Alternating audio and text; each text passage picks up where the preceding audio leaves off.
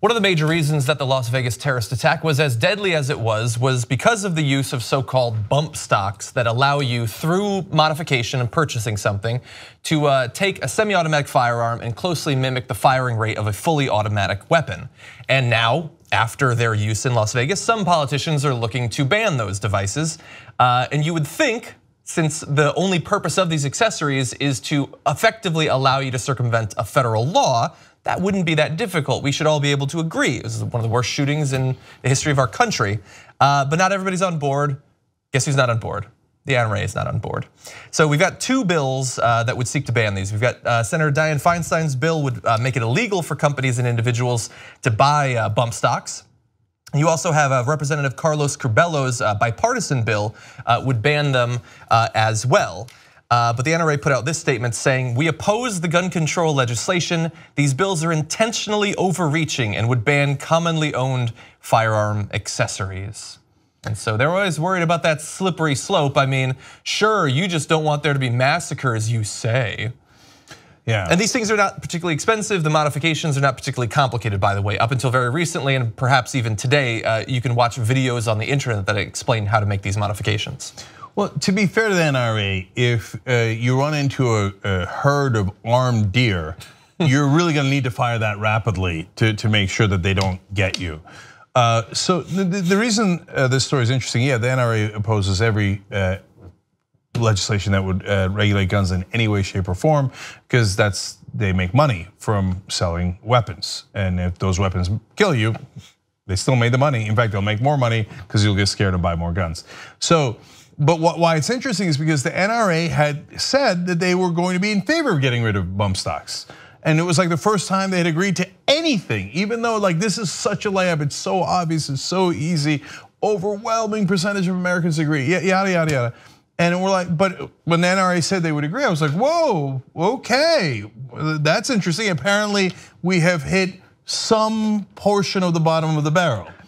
And then the NRA was like, just kidding, just kidding. No. Well, of course we oppose legislation, massacre anyone you like. It leads to more gun sales.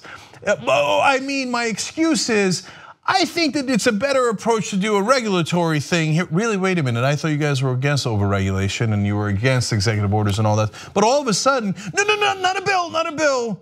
Let's just do regulation, and it's a tweak, Yeah. Do you have bump stocks or don't you have bump stocks? What's the tweak part? Well, and the sick thing is, and I'm sure that they acknowledge this, is that if you loosen up a gun law, people buy more guns. If you tighten up the gun laws, they buy more guns right before it. If there's a big massacre, as you say, people go buy guns. If they complain about intentional overreaching by the federal government, people will go buy more guns. Really, as long as they're talking, people are walking to the gun stores to buy more guns. And so why would they ever concede anything? They can simply pretend that the most reasonable in the world is a complete crackdown on guns, and that will scare people into buying their 45th assault rifle. As Cenk says, they're the NRA, a trade group. They're there to represent the gun business, and so they want to and go on record with things that are good for the gun business. They're not there to craft legislative policy for the American public. That's not what the NRA is there for. They'll try to make arguments, and you see them doing all of these logical gymnastics, but they're there to protect the sale of guns. Now, kind of to the point these guys are making, it's so right on. I mean, these are assault weapons that are used just to kill people, or I guess target practice, or listen, I'm not a gun guy per se, but I do know that we allow these modifications and there's no reason you need that modification. There's just none. There's no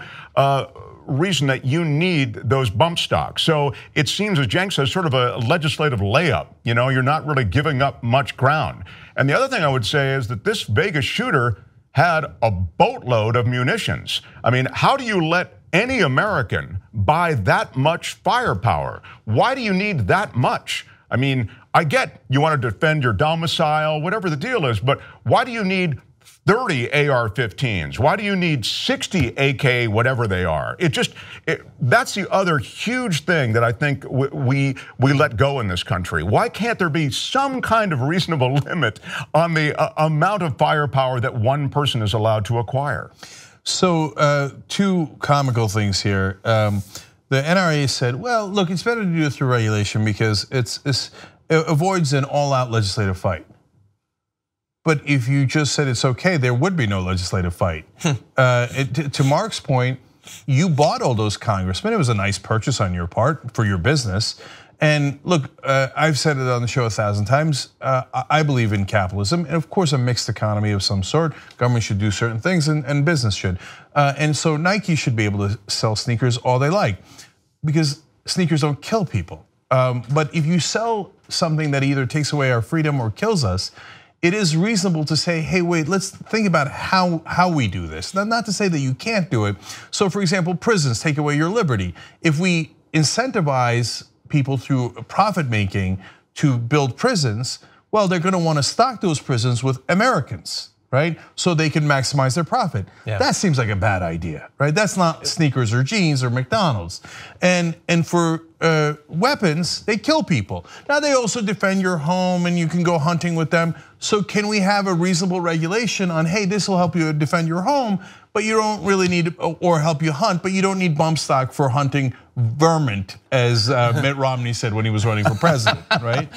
So this is something that requires a little bit more thinking and regulation on this stuff. Yeah. And the only people who would do the all-out legislative fight is the NRA. Yeah. And then Paul Ryan turns around and says, well, the smartest, quickest fix would be just to do it through regulation. Their argument for regulation here is astounding and hilarious. I thought you guys hated regulation. The reason is because the so-called regulation is weak sauce. It's much weaker, and it's how much weaker can you get? It's just a bump stock. You just take it out, right? But they don't want to take it out. They want to keep selling it. So they're going to do the regulation that doesn't actually stop selling it. And Paul Ryan, what do you mean it's the smartest, quickest fix? You're the Speaker of the House. All you can do is introduce the legislation. Hey, we're having a vote. Hey, we voted yes. We're done with it. How can it be any quicker than that? Right? No, just admit it. You get money from the NRA. NRA gets money from gun manufacturers. You profit off of people dying. Just fess up to it and say, hey, I'm bought. Massacres get me more political contributions, and that's why I won't do it. Just be honest with it. If you like this video, you'll love the whole TYT network. Check it out at tytnetwork.com/join.